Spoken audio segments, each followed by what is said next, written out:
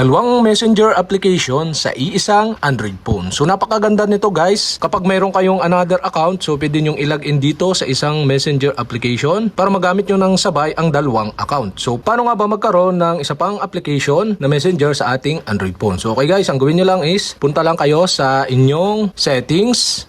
At dito sa settings, sa baba, punta kayo ng apps. Tap nyo yung apps. At dito sa apps, so makikita nyo dito yung app cloner. So, iba't ibang mobile phone, mayroong dual app, mayroong duplicate app. So, depende sa mobile phone natin. So, dito sa atin na Oppo, nakalagay is app cloner. So, tap nyo yung app cloner. At dito makikita nyo yung messenger. So, naka-off siya. So, tap lang natin yung messenger. At turn on lang natin itong switch button na nandito sa kanan. So, okay guys, yan. Punta tayo sa ating application. Yan guys, dual na or dalawa na yung ating messenger. So dito, pwede na tayong mag-login ng another account sa isang messenger application.